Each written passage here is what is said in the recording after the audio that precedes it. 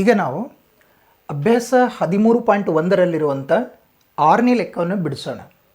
6ನೇ ಸಮಸ್ಯೆ ಈ ರೀತಿಯಲ್ಲಿದೆ. ಇದರಲ್ಲಿ ಕೊಟ್ಟಿರುವಂಥ ಸಮಸ್ಯೆ ಗಮನಿಸಿ. ಒಂದು ಪ್ರದೇಶದ 25 ಕುಟುಂಬಗಳ ಪ್ರತಿನಿತ್ಯದ ಆಹಾರದ ವೆಚ್ಚವನ್ನು ಈ ಕೆಳಗಿನ ಕೋಷ್ಟಕವು ತೋರಿಸುತ್ತದೆ ಅಂತ ಹೇಳಿದ್ದಾರೆ. ಇಲ್ಲಿ ದಿನನಿತ್ಯದ ವೆಚ್ಚ ಈ ರೀತಿಯಲ್ಲಿ ಕೊಟ್ಟಿದ್ದಾರೆ ಮತ್ತು ಕುಟುಂಬಗಳ ಸಂಖ್ಯೆಯನ್ನು ಕೊಟ್ಟಿದ್ದಾರೆ. ಇಲ್ಲಿ ಸೂಕ್ತ ವಿಧಾನದಿಂದ ಪ್ರತಿನಿತ್ಯದ ಆಹಾರ ವೆಚ್ಚದ ಸರಾಸರಿಯನ್ನು ನಾವು ಕಂಡುಹಿಡಿಯಬೇಕಾಗಿದೆ. ಇಲ್ಲಿ ಸರಾಸರಿ ಕಂಡುಹಿಡಿಯಬೇಕು ಅಂತಂದ್ರೆ ನಾವು 3 ವಿಧಾನವನ್ನು ಅನುಸರಿಸಿದ್ದೀವಿ. ಅದರಲ್ಲಿ ಸೂಕ್ತವಾದಂಥ ವಿಧಾನವನ್ನು ನಾವು ಇದರಲ್ಲಿ ಅನ್ವಯ ಮಾಡಿಕೊಳ್ಬೇಕು. ಇಲ್ಲಿ ಯಾವ ವಿಧಾನವನ್ನು ಅನುಸರಿಸಬೇಕು ಅಂತ ಯಾವಾಗ ನಾವು ಗೊತ್ತು ಮಾಡ್ಕೊಳ್ತೀವಿ ಅಂತಂದರೆ XI ಮತ್ತು FI ಬೆಲೆಗಳನ್ನು ಗಮನಿಸಿದಾಗ. ಅದಕ್ಕಾಗಿ ಫಸ್ಟ್ ನಾವು XI ಮತ್ತು FI ಬೆಲೆಯನ್ನು ಕಂಡುಹಿಡ್ಕೊಳ್ಬೇಕು. ಇಲ್ಲಿ ವರ್ಗಾಂತರವನ್ನು ಕೊಟ್ಟಿದ್ದಾರೆ, ಆಮೇಲೆ ಇಲ್ಲಿ ಕುಟುಂಬಗಳ ಸಂಖ್ಯೆ ಅಂತಂದರೆ F ಅನ್ನು ಕೊಟ್ಟಿದ್ದಾರೆ, ಅಂದರೆ ನಾವು ಅದಕ್ಕೆ FI ಅಂತ ಅಂತೀವಿ. ಇದನ್ನೇ ನಾವು ಈ ರೀತಿಯಲ್ಲಿ ಬರ್ಕೊಂಡು ಬಿಡೋಣ. ಇಲ್ಲಿ ಕೊಟ್ಟಿರುವಂಥದ್ದು ಇದು ವರ್ಗಾಂತರ, ಇದಕ್ಕೆ CI ಅಂತ ಬರೀತೀನಿ, ಇದು FI ಅಂತ ಬರ್ಕೊಳ್ಳೋಣ. ನಂತರ ನಾವು ಕಂಡುಹಿಡಿಬೇಕಾಗಿದ್ದು ಎಷ್ಟು ಕಾಲಮ್. ಇಲ್ಲಿ FI ನೋಡಿದರೆ ಬೆಲೆ ಸ್ವಲ್ಪ ಜಾಸ್ತಿನೇ ಇರುತ್ತೆ. XI ಅಂತಂದ್ರೆ ಕೆಳಮಿತಿ ಮತ್ತು ಮೇಲ್ಮಿತಿಗಳನ್ನು ಕೂಡಿಸಿ 2ರಿಂದ ಭಾಗಿಸ್ತೀವಲ್ಲ, ಅಂದರೆ ಕ್ಲಾಸ್ ಮಾರ್ಕನ್ನು ಏನು ಬರುತ್ತೆ ನೋಡಿ XI ಬೆಲೆ, ಅದು ಸ್ವಲ್ಪ ಜಾಸ್ತಿನೇ ಆಗುತ್ತಲ್ಲ. 100 ಮತ್ತು 150 ಇದನ್ನು ಕೂಡಿಸಿ ನಾವು 2ರಿಂದ ಭಾಗಿಸ್ತೀವಿ, ಆಗ ಬೆಲೆ 100ಕ್ಕಿಂತ ಹೆಚ್ಚನೇ ಬರುತ್ತೆ. ಅದಕ್ಕೆ ಸೂಕ್ತ ವಿಧಾನ ಅಂತಂತಂದರೆ ಇಲ್ಲಿ ಹಂತ ವಿಚಲನ ವಿಧಾನ. ಹಂತ ವಿಚಲನ ವಿಧಾನದ ಸೂತ್ರ ಗೊತ್ತಾ ನಮಗೆ? ಹಂತ ವಿಚಲನ ವಿಧಾನದ ಸೂತ್ರ X bar is equal to A plus summation FI UI upon summation FI into H ಅಂಥೇಳಿ ಇದೆ. ನೋಡಿ, ನಮಗೆ ಏನೇನು ಬೇಕಾಗಿದೆ ಇದರಲ್ಲಿ, A ಬೇಕು, ಅಂದಾಜು ಸರಾಸರಿ ಬೇಕು, ಆಮೇಲೆ FI ಬೇಕಾಗಿರುತ್ತೆ, FI ಕೊಟ್ಟಿದ್ದಾರೆ, UI ಬೇಕಾಗುತ್ತೆ, UI ಕಂಡುಹಿಡಿಬೇಕು, ಆಮೇಲೆ H ಅನ್ನು ಗುರುತು ಮಾಡ್ಕೊಳ್ಬೇಕು. ಅದಕ್ಕಾಗಿ ಇಷ್ಟು ಕಾಲಮ್, ಇನ್ನೊಂದು ಸ್ವಲ್ಪ ಕಾಲಮ್ ಎಕ್ಸ್ಟ್ರಾ ಬೇಕಾಗುತ್ತೆ, ಅಷ್ಟು ಕಾಲಮನ್ನು ನಾನು ಇಲ್ಲಿ ರಚನೆ ಮಾಡ್ಕೊಳ್ತೀನಿ. ಈಗ ಒಂದಿಷ್ಟು ಕಾಲಮ್ ರಚನೆ ಮಾಡ್ಕೊಂಡಿನಿ. ಇದರಲ್ಲಿ ಏನೇನು ಕಂಡುಹಿಡಿಬೇಕಾಗಿದೆ? FI ಗೊತ್ತಾಯಿತು, XI ಕಂಡುಹಿಡಿಬೇಕು, XI, ಆಮೇಲೆ DI ಕಂಡುಹಿಡಿಬೇಕು. ಇದರಲ್ಲಿ DI ಅಂತಂದರೆ X ಮೈನಸ್ A ಅಥವಾ XI ಮೈನಸ್ A. ಇನ್ನು ನಂತರ UI ಕಂಡುಹಿಡಿಬೇಕು, UI ಅಂತಂದರೆ DI ಅಪಾನ್ H ಅಂತ ಮಾಡಬೇಕು. ನಂತರ FI ಇಂಟು UI ಅನ್ನು ಗುಣಾಕಾರ ಮಾಡ್ಕೊಳ್ತೀವಿ. ಓಕೆ, XIನ ಹೇಗೆ ಕಂಡುಹಿಡಿಬೇಕು ಅಂತ ಗೊತ್ತು ನಮಗೆ. ಈ ವರ್ಗಾಂತರದ ಕೆಳಮಿತಿ ಮತ್ತು ಮೇಲ್ಮಿತಿ ಎರಡನ್ನು ಕೂಡಿಸಿ 2ರಿಂದ ಭಾಗಿಸ್ತೀವಿ. ನೋಡಿ ಹೇಗೆ ಮಾಡ್ತೀವಿ. ಇಲ್ಲಿ 105 ಪ್ಲಸ್ 150 ಅಪಾನ್ ಏನು ಮಾಡಬೇಕು, 2 ಮಾಡಬೇಕು. ಆಗ ನಮಗೆ XI ಕ್ಲಾಸ್ ಮಾರ್ಕ್ ಸಿಗುತ್ತೆ. ಇದು ಕೂಡಿಸ್ರೆ ಎಷ್ಟಾಯಿತು? 250 ಅಲ್ಲ. 250 ಅಪಾನ್ 2 ಅಂತಂದರೆ ಎಷ್ಟಾಯ್ತು? ಭಾಗಾಕಾರ ಮಾಡ್ತೀವಿ, ಅದರ ಅರ್ಧ ಅಂತ ಬರೆದು ಬಿಡ್ತೀವಿ. 2 1 2, 2 2 4, 2 5 10, ಎಷ್ಟು? 125 ಅಂತ ಐತಿದು. 125 ಕ್ಲಾಸ್ ಮಾರ್ಕ್ ಕಂಡುಹಿಡಿಯೋದು ಗೊತ್ತಾಯಿತು. ಕೆಳಮಿತಿ ಮೇಲ್ಮಿತಿ ಎರಡನ್ನು ಕೂಡಿಸಿ 2ರಿಂದ ಭಾಗಿಸಬೇಕು. ಹಾಗೆಯೇ 2ನೇ ವರ್ಗಾಂತರದ XI ಕಂಡುಹಿಡಿತೀನಿ. ಇದರಲ್ಲಿ ಕೆಳಮಿತಿ 150 ಇದೆ, ಮೇಲ್ಮಿತಿ 200 ಇದೆ, ಇದಕ್ಕೆ ಅಪಾನ್ 2 ಮಾಡೋಣ. ಎಷ್ಟಾಗತ್ತಿದು? 350 ಅಪಾನ್ 2. ಇದಕ್ಕೆ 2ರಿಂದ ಭಾಗಿಸೋದು, ಅಥವಾ 350ರ ಅರ್ಧ ಎಷ್ಟಾಗತ್ತಂತ. 2 1 ಇದು 2 1 2, 2 7 14, 2 5 10, 175 ಐತಿದು. 175. ನೆಕ್ಸ್ಟ್ ಇದೇ ರೀತಿಯಲ್ಲೇ ಮಾಡೋದು ಬೇಕಾಗಿಲ್ಲ. ನಮಗಿಲ್ಲೊಂದು ಸೀರೀಸ್ ಉಂಟಾಗತ್ತೆ. ಯಾವ ಸೀರೀಸ್ ಅಂದರೆ ಎಷ್ಟು ಹೆಚ್ಚಾಗ್ತಾ ಇದೆ ಅಂತ ಗಮನಿಸಬೇಕು. ಇದರಲ್ಲಿ ಎಷ್ಟು ಜಾಸ್ತಿ ಆಗ್ತಾ ಇದೆ? 50 ಹೆಚ್ಚಾಗ್ತಾ ಇದೆನಾ? 50ನ ಆ್ಯಡ್ ಮಾಡ್ಕೊತ ಹೋಗೋದು. 175ನಲ್ಲಿ 50ನ ಆ್ಯಡ್ ಮಾಡು. ಎಷ್ಟಾಯಿತು? 5, ಇದು 12, 2, 225 ಆಯಿತು. ಮತ್ತು ಇದರಲ್ಲಿ 50ನ ಆ್ಯಡ್ ಮಾಡೋದು. ಇದರಲ್ಲಿ 50, 275 ಆಯಿತು, 275. ಮತ್ತು ಇದರಲ್ಲಿ 50 ಕೂಡಿಸ್ಕೊಳ್ಳೋದು. 5 ಆಯಿತು, ಇದು 12, ಇದು 3, 325 ಐತಲ್ಲ. ನಮ್ಮ ಕ್ಲಾಸ್ ಮಾರ್ಕ್ ಈ ರೀತಿಯಲ್ಲಿ ಈಸಿ ಸಿಕ್ಕಿಬಿಡುತ್ತೆ. ನೆಕ್ಸ್ಟ್ ಏನು ಮಾಡಬೇಕು? ಈಗ ನಾವು ನೆಕ್ಸ್ಟ್ ವರ್ಕ್ ಮಾಡಬೇಕು. ಇದು ಭಾಳ ಸಿಂಪಲ್ ಇದೆ. DI is equal to XI minus A. A ಅಂತಂದ್ರೆ ಅಂದಾಜು ಸರಾಸರಿ, ಇಂತಾಗಿಲ್ಲಿನ ಎ ಅಂತಂದ್ರೆ ಅಂದಾಜು ಸರಾಸರಿ ಬೆಲೆ. ಯಾವತ್ತು ತಗೊಳ್ಳೋಣ? ಅಂದಾಜು ಸರಾಸರಿ ಬೆಲೆ ಎ. ಇದರಲ್ಲಿ XIನಲ್ಲಿ ಯಾವುದೇ ಬೆಲೆಯನ್ನು ನಾವು ತಗೊಳ್ಳಬಹುದು. ನಾನೇನು ಮಾಡ್ತೀನಿ, ಇಲ್ಲಿ ಮಧ್ಯದಲ್ಲಿರುವಂಥ ಬೆಲೆಯನ್ನು ಸೆಲೆಕ್ಟ್ ಮಾಡ್ಕೊಳ್ತೀನಿ. XIನಲ್ಲಿ ಮಧ್ಯದಲ್ಲಿರುವಂಥ ಬೆಲೆ 225. ಅದಕ್ಕಾಗಿ ಎ ಅಂತಂದರೆ 225 ಆಗಿರಲಿ ಅಂತ ಬರ್ದೀನಿ. 225. ಓಕೆ. ನೆಕ್ಸ್ಟ್ XI ಗೊತ್ತಾಯಿತು, ಇದು XI ಅಂತ ಬರೆದ್ಬಿಡಲಿ, ಮೈನಸ್ ಏನು ಗೊತ್ತಾಯಿತು. ಈಗ ನೋಡಿ, 125ರಲ್ಲಿ 225 ಮೈನಸ್ ಮಾಡಬೇಕು. 120ರಲ್ಲಿ 225 ಅಂದರೆ ಚಿಕ್ಕ ಸಂಖ್ಯೆಯಲ್ಲಿ ದೊಡ್ಡ ಸಂಖ್ಯೆನ ಮೈನಸ್ ಮಾಡ್ತಾ ಇದ್ದೀವಿ ಅಂತಂದರೆ ನಾವು ಚಿಹ್ನೆ ಮೈನಸ್ ಯೂಸ್ ಮಾಡ್ತೀವಿ, ಗೊತ್ತು. 125ರಲ್ಲಿ 225 ಮಾಡಿದರೆ ಕಳೀಲಿಕ್ಕೆ ಬರುತ್ತೆ. 225 ಮೈನಸ್ ಇದು 125, 0 0 1 ಎಷ್ಟು 100 ಆಯಿತು. 100 ಈಸಿಯಾಗಿ ಮಾಡೋದವ್ರ. 175ರಲ್ಲಿ 225 ಕಳೆಯೋದು, ಇದನ್ನು ಮೈನಸ್ನಲ್ಲೇ ಬರುತ್ತಲ್ಲ, ಚಿಕ್ಕದಿದೆ. 225ರಲ್ಲಿ 175 ಮೈನಸ್ ಮಾಡ್ತೀವಿ. ಇದು 0 ಬಂತು, ಇಲ್ಲಿ 5, ಇದು 0 ಆಗಿಬಿಡ್ತು. ಎಷ್ಟು 50 ಆಯ್ತಾ. ಆಮೇಲೆ 225ರಲ್ಲಿ 225 ಮೈನಸ್ ಮಾಡಿದರೆ 0 ಬರುತ್ತೆ, ಗೊತ್ತು. ನೆಕ್ಸ್ಟ್ ಇದೇ ರೀತಿಯಲ್ಲಿ ಮಾಡೋಣ. 275ರಾಗ 225 ಮೈನಸ್ ಮಾಡು, 50 ಬರುತ್ತಲ್ಲ. 325ರಲ್ಲಿ 225 ಮೈನಸ್ ಮಾಡು, 100 ಬರುತ್ತೆ. ಎಷ್ಟು ಈಸಿ ಅದ ನೋಡು. ಆಮೇಲೆ ಇಲ್ಲಿ ಸಾಮಾನ್ಯ ವ್ಯತ್ಯಾಸ ಇರುತ್ತೆ ನೋಡಿ, ಇದು ಸಾಮಾನ್ಯ ಅಪವರ್ತನ ಇರುತ್ತೆ ನೋಡು, ಇಲ್ಲಿ ಸಾಮಾನ್ಯ ಅಪವರ್ತನ ಹೊಂದಿರುತ್ತೆ. ಈಗೇನು ಮಾಡಬೇಕು, ನಮ್ಗೆ ಬೇಕಾಗಿದ್ದಿಲ್ಲಿ H ಬೇಕಾಗಿದೆ. ಈಗ ನಮ್ಗೆ ಬೇಕಾಗಿದೆ ಏನು, H ಬೇಕು. H ಅಂತಂದ್ರೆ ಏನಂತ ಹೇಳಿದ್ದೀವಿ, ವರ್ಗಾಂತರದ ಗಾತ್ರ. ವರ್ಗಾಂತರದ ಗಾತ್ರ ಅಂತಂದರೆ ಮೇಲ್ಮಿತಿನಲ್ಲಿ ಕೆಳಮಿತಿ ಮೈನಸ್ ಮಾಡಬಹುದು. ಎಷ್ಟಾಗತ್ತೆ, 100ರಿಂದ 150 ಅದ ಅಂತಂದರೆ 55 ಇದು ವರ್ಗಾಂತರದ ಗಾತ್ರ 50. ಈಗ ನೋಡಿ, UI ಬೇಕಂತಂದ್ರೆ ಈ DIಯನ್ನು ನಾವು H ಇಂದ ಭಾಗಿಸ್ಬೇಕು. ಅಂದರೆ ಇಲ್ಲಿ DI ಬೆಲೆಗಳನ್ನು ಏನು ಮಾಡ್ಬೇಕು, ನಾವು 50ರಿಂದ ಭಾಗಿಸ್ಬೇಕು. -100ಕ್ಕೆ 50ರಿಂದ ಭಾಗಿಸಿದೀವಿ ಅಂದರೆ -2 ಬರುತ್ತೆ. -50ಕ್ಕೆ 50ರಿಂದ ಭಾಗಿಸಿದ್ರೆ -1 ಬರುತ್ತೆ. 0ಕ್ಕೆ 50ರಿಂದ ಭಾಗಿಸಿದ್ರೆ 0ನೇ ಆಗಿರುತ್ತೆ. 50ಕ್ಕೆ 50ರಿಂದ ಭಾಗಿಸಿದ್ರೆ +1 ಆಯಿತು. 100ಕ್ಕೆ 50ರಿಂದ ಭಾಗಿಸಿದ್ರೆ +2 ಆಯಿತು. ನೋಡಿ, ಬೆಲೆ ಎಷ್ಟು ಚಿಕ್ಕದಾಗಿಬಿಟ್ಟು ನೋಡು. ನಮಗೆ ಗುಣಾಕಾರ ಮಾಡಲಿಕ್ಕೆ, ಕ್ಯಾಲ್ಕುಲೇಷನ್ ಮಾಡಲಿಕ್ಕೆ ಎಷ್ಟು ಈಸಿ ಆಗತ್ತಲ್ಲ. ಅದಕ್ಕಾಗಿ ಹಂತ ವಿಚಲನ ವಿಧಾನವನ್ನು ನಾವು ಯೂಸ್ ಮಾಡ್ತೀವಿ ಇಲ್ಲಿ. ಈಗ FI UIನ ಈಸಿಯಾಗಿ ಗುಣಾಕಾರ ಮಾಡ್ಕೊಳ್ಳೋಣ. FI ಅಂದರೆ ಇಲ್ಲಿ ಅದ, UI ಅಂದರೆ ಇಲ್ಲಿ ಬರ್ದೀನಿ. ಗುಣಾಕಾರ ಮಾಡೋಣ. 2 4 2 8, ಇಲ್ಲಿ ಮೈನಸ್ ಇರೋದರಿಂದ -8.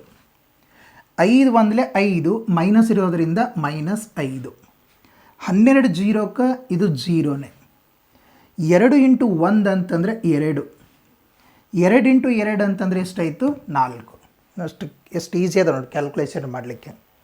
ಈಗ ಮೈನಸ್ ಇದ್ದು ಸಪ್ರೇಟ್ ಕೂಡಿಸ್ಕೊಳ್ಳೋಣ, ಪ್ಲಸ್ ಇದ್ದು ಸಪ್ರೇಟ್ ಕೂಡಿಸ್ಕೊಂಡು ಕ್ಯಾಲ್ಕುಲೇಷನ್ ಮಾಡೋಣ. -8 -5 ಅಂತಂದ್ರೆ -13 ಐತಲ್ಲ, ಚಿಹ್ನೆ ಸೇಮ್ ಇದ್ದಾಗ ಅದೇ ಚಿಹ್ನೆ ಇಟ್ಟು ಕೂಡಿಸ್ಬೇಕಂತ ಹೇಳಿದ್ದೀನಿ. ಈಗ 2 4 ಕೂಡಿಸಿದ್ರೆ 6 ಆಗಿಬಿಡ್ತು ನೋಡಿ. ಇಲ್ಲಿ -13 ಇದು +6 ಅದ. -13 +6 ಅಂದ್ರೆ ಕಳಿಬೇಕಲ್ಲ, ಎಷ್ಟಾಗತ್ತೆ, -13 ಇದು +6 ಅಂದಂಗೆ. ಅಂದರೆ ಎಷ್ಟಾಯಿತು, -7 ಐತಲ್ಲ, ದೊಡ್ಡ ಸಂಖ್ಯೆ ಚಿಹ್ನೆ ಇಡ್ಬೇಕಲ್ಲ. ಅಂದರೆ ಇದು ಸಮೇಷನ್ FI UI, ಇದು -7 ಆಯಿತು. -7 ಅಂತ ಆಯ್ತಿದು, ಗೊತ್ತಾಯಿತು. ಈಗ FIನೂ ಕೂಡಿಸ್ಕೊಳ್ಳೋಣ. ಇದು ಸಮೇಷನ್ FI ಅಂತ ಹೇಳಿಕೊಡುತ್ತೆ. ಇದರಲ್ಲಿ 25 ಕುಟುಂಬಗಳು ಅಂತ ಮೊದಲು ಹೇಳಿದ್ದಾರೆ, ಆದರೆ ಇದನ್ನು ಆ್ಯಡ್ ಮಾಡಿದರೆ 25 ಆಗುತ್ತೆ. ನೋಡು, 12 2 14 15 16 16 ಇದು 21, ಇದು 4 ಕೂಡಿಸಿದ್ರೆ 25 ಐತಲ್ಲ. 25 ಕುಟುಂಬಗಳಂತ ಮೊದಲೇ ಹೇಳಿದ್ದಾರೆ ನಮಗೆ. ಈಗ ನಾವು ಸೂತ್ರ ಯೂಸ್ ಮಾಡೋಣ. ಸರಾಸರಿ ಕಂಡುಹಿಡಿಯುವಂಥ ಸೂತ್ರ, ಸರಾಸರಿ ಈಸ್ ಈಕ್ವಲ್ ಟು A ಪ್ಲಸ್ into bracket summation FI UI upon summation FI into H. ಇದು ಫಾರ್ಮುಲಾ. ಈ ಫಾರ್ಮುಲಾದಲ್ಲಿ ನಾವು ಬೆಲೆಯನ್ನು ಆದೇಶ ಮಾಡಬೇಕಾಗಿದೆ. X bar is equal to A ಅಂದರೆ ಎಷ್ಟು ತೊಗೊಂಡಿವಿ ಇಲ್ಲಿ, 225 plus summation F I you I ಅಂದರೆ ಎಷ್ಟು ತೊಗೊಂಡಿನಿ -7 ಆಗಿದೆಯಲ್ಲ -7 upon summation F I 25 into H ಅಂತಂದರೆ ಇಲ್ಲಿ 50 ಇದೆ ಇಂಟು 50. ಈಗ ಇದನ್ನು ಸಿಂಪ್ಲಿಫೈ ಮಾಡಿದರೆ 25 ಅಂದರೆ 25 2 55 ನೋಡಿ ಇಲ್ಲಿ x bar is equal to 225 ಇದು ಪ್ಲಸ್ ಇಂಟು ಮೈನಸ್ ಅಂತ ಇತ್ತು 7 2 14 7 2 14.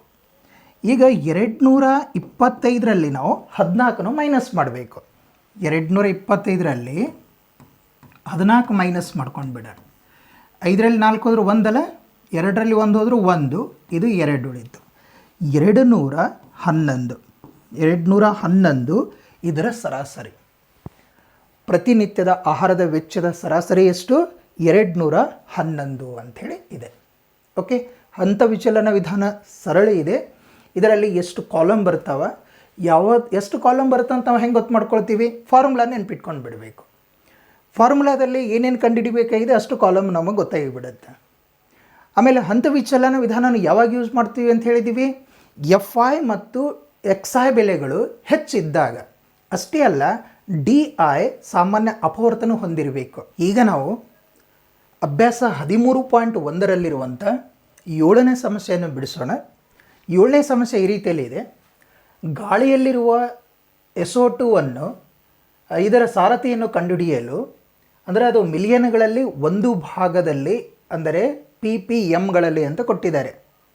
ಒಂದು ನಿರ್ದಿಷ್ಟ ನಗರದ 30 ಪ್ರದೇಶಗಳಲ್ಲಿ ದತ್ತಾಂಶವನ್ನು ಸಂಗ್ರಹಿಸಿ ಈ ಕೆಳಗಿನಂತೆ ಪ್ರಸ್ತುತಪಡಿಸಿದೆ.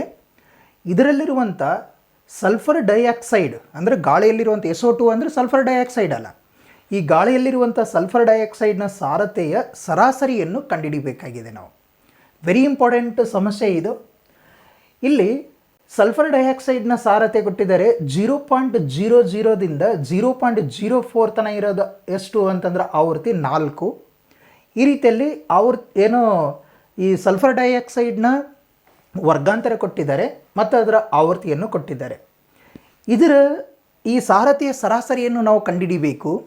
ಇದನ್ನು ಕಂಡುಹಿಡಿಬೇಕು ಅಂತಂದರೆ ಯಾವ ವಿಧಾನ ಈಸಿ ಆಗುತ್ತೆ, ಆವೃತ್ತಿ ಸ್ವಲ್ಪ ಜಾಸ್ತಿನೇ ಇದೆ. ಆಮೇಲೆ ಗುಣಾಕಾರ ಮಾಡಲಿಕ್ಕೆ ನಮಗೆ ಎಕ್ಸ್ ಐ ಕಂಡುಹಿಡಿಬೇಕು ಅಂತಂದ್ರೆ ಬಿಂದುನಲ್ಲಿ ಬರ್ತವೆ. ಅದಕ್ಕಾಗಿ ನಾವು ಹಂತ ವಿಚಲನ ವಿಧಾನವನ್ನು ಅನುಸರಿಸ್ಕೊಂಡು ಬಿಡೋಣ. ಇಲ್ಲಿ ಹಂತ ವಿಚಲನ ವಿಧಾನ ಮಾಡಬೇಕು ಅಂತಂದರೆ ಒಂದಿಷ್ಟು ಕಾಲಮ್ ಎಕ್ಸ್ಟ್ರಾ ಮಾಡ್ಕೊಳ್ಬೇಕು. ಇಲ್ಲಿ ಕೊಟ್ಟಿದ್ದೇನು ಅಂತಂದರೆ 0.00 ಇದರಲ್ಲಿ 0.04 ಆ್ಯಡ್ ಮಾಡೋಣ. ಎಷ್ಟಾಗತ್ತೆ 0.04 ಆಗುತ್ತಲ್ಲ, ಇದಕ್ಕೆ 2ರಿಂದ ಭಾಗಿಸೋಣ. ಆಗ ಎಷ್ಟಾಗತ್ತೆ 0.02 ಆಗುತ್ತಲ್ಲ, ಇದು ಕ್ಲಾಸ್ ಮಾರ್ಕ್ 0.02. ಈಗ ಇದರಲ್ಲಿ ಕೆಳಮಿತಿ 0.04 ಇದೆ 0.04, ಅದರಾಗ ಮೇಲ್ಮಿತಿ 0.8 ಆ್ಯಡ್ ಮಾಡಿ ಅದನ್ನು 2ರಿಂದ ಭಾಗಿಸ್ಬೇಕು, ಹೌದಲ್ಲ. ಈಗ 0.04 ಅದರಾಗ 0.08 ಆ್ಯಡ್ ಮಾಡ್ತೀನಿ. ಎಷ್ಟಾಯ್ತಿದು 12 0. ಇದಕ್ಕೆ 2ರಿಂದ ಭಾಗಿಸೋಣ. 2ರಿಂದ ಭಾಗಿಸಿದ್ರೆ ಎಷ್ಟಾಗತ್ತೆ 0.06 ಆಯಿತು. 0.06 ಆಯ್ತಿದು. ಈಗ ಡಿಫ್ರೆನ್ಸ್ ನೋಡಿದಕ್ಕೆ ಎಷ್ಟು, ಇದು 0.02 ಅದ, ಇದು 0.06 ಅದ. ಎಷ್ಟು ಜಾಸ್ತಿ ಆಗ್ತಾ ಇದೆ 0.04 ಹೆಚ್ಚಾಗ್ತಾ ಇದೆ. ಅಂದರೆ ನೆಕ್ಸ್ಟ್ ಕ್ಲಾಸ್ ಮಾರ್ಕ್ ಬೇಕಾಗಿತ್ತು ಅಂತಂದರೆ 0.04ನ ಆ್ಯಡ್ ಮಾಡ್ಕೊತ ಹೋದ್ರಾಯಿತು. ಈಗ 0.06ಕ್ಕೆ 0.04 ಆ್ಯಡ್ ಮಾಡ್ತೀನಿ. ಎಷ್ಟಾಗಿಬಿಡ್ತಿದ್ದು 0.10 ಮತ್ತು ಇದರ 0.04 ಆ್ಯಡ್ ಮಾಡ್ತೀನಿ. ಇದರಲ್ಲಿ 0.10ನಲ್ಲಿ 0.04 ಆ್ಯಡ್ ಮಾಡ್ತೀನಿ.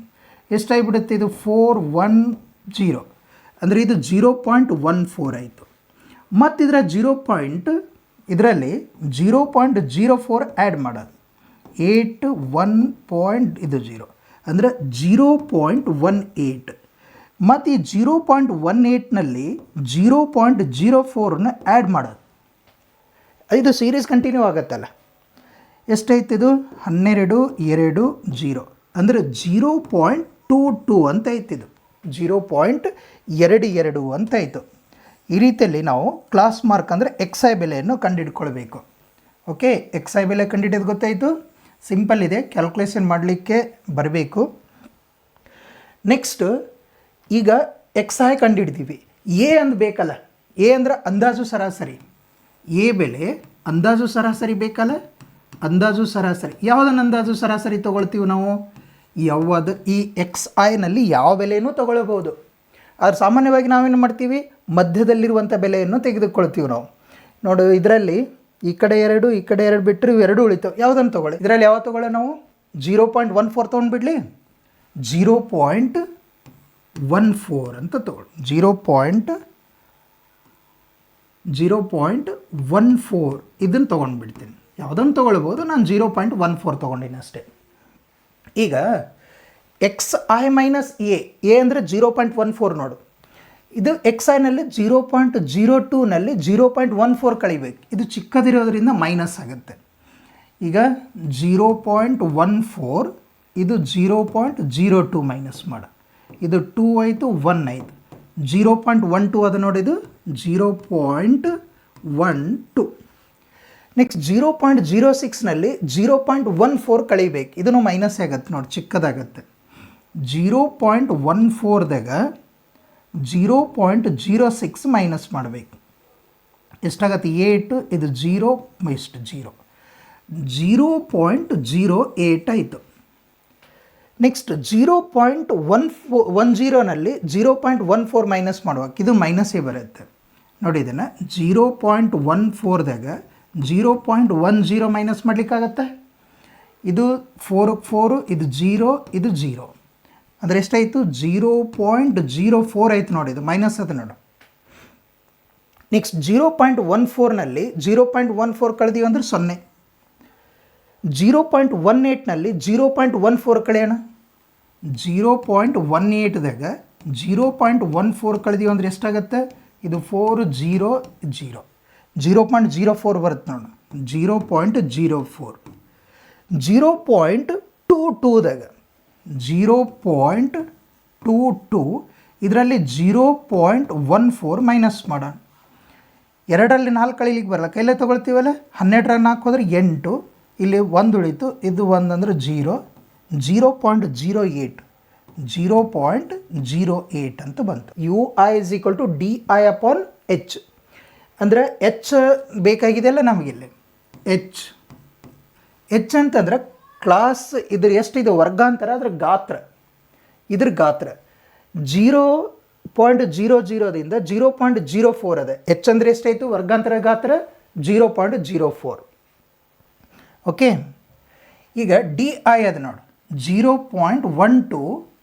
ಇದಕ್ಕೆ 0.04ಇಂದ ಭಾಗಿಸ್ಬೇಕು ಅಂದರೆ ಮೈನಸ್ನಲ್ಲಿ ಬರುತ್ತೆ. 0.12ಗೆ ಈ 0.04ಇಂದ ಭಾಗಿಸೋದು. ಈ ಕಡೆಯಿಂದ 2 ಅಂಕೆ ಬಿಟ್ಟು ಬಿಂದು ಇದೆ, ಇದನ್ನು 2 ಅಂಕೆ ಬಿಟ್ಟು ಬಿಂದು ಅದ. ಅದಕ್ಕೆ ನಾವು ನೇರವಾಗಿ ಹೀಗೆ ಬರ್ಕೊಳ್ಬೋದೇನು? 12/4 ಅಂತ ಹೇಳಿ. ಈಸಿ ಆಗತ್ತಲ್ಲ. ಯಾಕಂದರೆ ಇದನ್ನು 2 ಅಂಕೆ ಅದ, ಇದನ್ನು 2 ಅಂಕೆ ಅಂದರೆ ಇದು ಪಾಯಿಂಟ್ ತೆಗೆದು ಬಿಡೋಣ. 4 1 4 3 12 ಎಷ್ಟಾಯ್ತಿದು? 3 ಅಂತಾಯಿತು. ಇದನ್ನು ಹಾಗೆ ಮಾಡೋಣ. ಇದನ್ನು ಮೈನಸ್ನಲ್ಲಿರುತ್ತೆ ನೋಡಿ. ಇದು 0.08 ಅಪಾನ್ 0.04 ಅದ. ಇದನ್ನು 2 ಅಂಕೆ ಬಿಟ್ಟು ಬಿಂದು ಅದಲ್ಲ. ಇದು ಹೋಗಿಬಿಡ್ತಲ್ಲ. 8/4 ಆಗಿಬಿಡ್ತು. 4 1 4 2 8. ಇದು 2 ಆಯಿತು. ಮತ್ತು 0.04ಕ್ಕೆ 0.04ಇಂದ ಭಾಗಿಸಿದೀವಿ ಅಂತಂದ್ರೆ 1 ಆಯಿತು. 0ಇಂದ ಇದಕ್ಕೆ ಭಾಗಿಸಿದ್ರೆ ಇದು 0ನೇ ಉಳೀತು. 0.04ಕ್ಕೆ 0.04ಇಂದ ಭಾಗಿಸಿದ್ರೆ ಇದು 1. 0.08ಕ್ಕೆ 0.04ಇಂದ ಭಾಗಿಸಿದ್ರೆ ಇದು 2. ಓಕೆ, ಈಸಿ ಅದಲ್ಲ. Next very important. ಮತ್ತಿದು ಈ ಸಮಸ್ಯೆ ಇಂಪಾರ್ಟೆಂಟ್ ಆಗಿದೆ, ಸರಳನೇ ಇದೆ. ಈಗ FI UI ಗುಣಾಕಾರ ಮಾಡೋಣ. FI ಇಲ್ಲಿದೆ, UI ಅಂದರೆ ಇಲ್ಲಿದೆ. 4 3 4 ಗುಣಿಲೆ -3 4 3 12 ಮೈನಸ್ರಿಂದ ಮೈನಸ್ ಇಟ್ಟಿನಿ. 9 2 18 ಮೈನಸ್ ಇರೋದರಿಂದ ಮೈನಸ್ ಬರ್ಕೊಳ್ಳೋಣ. 9 1 9 ಮೈನಸ್ 9, 2 0ಕ್ಕೆ 0, ಇದನ್ನು ಗುಣಾಕಾರ. 4 1 4, ಓಕೆ. 2 2 4, ಈಸಿ ಅದ. ಈಗ ನೋಡಿ, ಇದನ್ನು ಕೂಡಿಸಿದ್ರೆ summation of F I you i ಅಂತ ಆಗತ್ತೆ. ಇದು ಕೂಡಿಸ್ಬೇಕಂದ್ರೆ ಮೈನಸ್ ಇದ್ದು ಸಪ್ರೇಟ್ ಕೂಡಿಸ್ಕೊಳ್ಳೋಣ, ಪ್ಲಸ್ ಇದ್ದು ಸಪ್ರೇಟ್ ಕೂಡಿಸ್ಕೊಂಡು ಬಿಡೋಣ. ಇಲ್ಲಿ ಮೈನಸ್ ಇದ್ದದ್ದು ನೋಡಿ ಎಷ್ಟದ, -12 -18 35, ಇದು 39, -39 ಇದು 8, -39 ಇದು 8 ಅಂತಂದರೆ ಎಷ್ಟಾಯಿತು, -31 ಐತಿ. ಇದು -31 ಎಫ್ ಐ ಯು ಐ. ಈ ಎಫ್ ಐ ಎಷ್ಟಿದೆ, ಎಫ್ ಐಯನ್ನು ಕೂಡಿಸಿದ್ರೆ ಇದು ಸಮೇಷನ್ ಎಫ್ ಐ ಅಂತ ಆಗುತ್ತೆ. ಇದನ್ನು ಕೂಡಿಸಿದ್ರೆ ಎಷ್ಟಾಗತ್ತೆ ನೋಡಿ. ಇದನ್ನು 9 2 18, ಇದು 22, 24 ಆಯಿತು, 28 ಆಯಿತು, 30, ಇದೆಷ್ಟಾಯಿತು 30. ಈಗ ಇದರಲ್ಲಿ ಬೆಲೆಯನ್ನು ಆದೇಶ ಮಾಡೋಣ ಅಂದರೆ ನಾವು ಸೂತ್ರವನ್ನು ಬರ್ಕೊಳ್ಳೋಣ. ಸೂತ್ರ ಏನಿದೆ, ಸರಾಸರಿ is equal to A plus into bracket summation of F I you I upon summation F I into H. ಇದು ಸೂತ್ರ, ಹಂತ ವಿಚಲನ ವಿಧಾನದ ಸೂತ್ರ. ಇಲ್ಲಿ ಬೆಲೆಯನ್ನು ಆದೇಶ ಮಾಡ್ತೀನಿ. X bar is equal to A ಅಂದರೆ 0.14 plus summation F I you I ಅಂತಂದ್ರೆ -31 ಅಪಾನ್ ಸಮೇಷನ್ ಎಫ್ ಐ ಅಂತಂದ್ರೆ 30 ಇಂಟು ಎಚ್ ಅಂತಂದ್ರೆ 0.04 ಅಂತ ಹೇಳಿ ಇದೆ. 0.04 ಇದನ್ನು ಸಿಂಪ್ಲಿಫೈ ಮಾಡಬೇಕಾಗಿದೆ ನಾವೀಗ. ಇದನ್ನು ಹೀಗೆ ಬರ್ಕೊಳ್ಳಿ, 0.14 ಇದು ಪ್ಲಸ್ ಇಂಟು ಮೈನಸ್ 31 ಅಪಾನ್ 30, ಇದು 0.04ನ ಹೀಗೆ ಬರ್ಕೊಳ್ತೀನಿ. 4 ಅಪಾನ್ 2 ಅಂಕಿ ಬಿಟ್ಟು ಬಿಂದಿರೋದ್ರಿಂದ 100 ಅಂತ ಬರೀಬಹುದಲ್ಲ. 4 ಅಪಾನ್ 100. ಈಗ ಛೇದ ಹೊಡಿಲಿಕ್ಕಾಗತ್ತಾ ನಮಗೆ? 2ರಿಂದ ಛೇದ ಹೊಡಿಬೋದು. 2 2 4, 2 15. ಈಗ ಎಷ್ಟು ಉಳಿತು ನೋಡಿ. ಇದನ್ನು 0.14 ಮೈನಸ್ 31, 2 ಗುಣಾಕಾರ ಮಾಡಿದ್ರೆ 62 ಅಪಾನ್ 15 ಇಂಟು 100. ಇದನ್ನು ಸಿಂಪ್ಲಿಫೈ ಮಾಡೋಣ. ಇದಕ್ಕೆ ಸಿಂಪ್ಲಿಫೈ ಮಾಡಿದರೆ 0.04133 ಅಂತ ಬರುತ್ತೆ. ಈಗ 0.14ನಲ್ಲಿ 0.04133 ಮೈನಸ್ ಮಾಡಬೇಕು. 0.14ನಲ್ಲಿ ನಾವು 0.04133 ಮೈನಸ್ ಮಾಡ್ತೀವಿ. ಇದು 7 ಉಳಿತು, ಇದು 7, 8, 13ರಲ್ಲಿ 4 ಹೋದರೆ 9, 0, ಇದು 0. 0.09877 ಆನ್ಸರ್ ಎಷ್ಟು ಬರುತ್ತೆ? 0.09877 ಇದರ ಆನ್ಸರ್, ಇದರ ಸರಾಸರಿ. ಓಕೆ.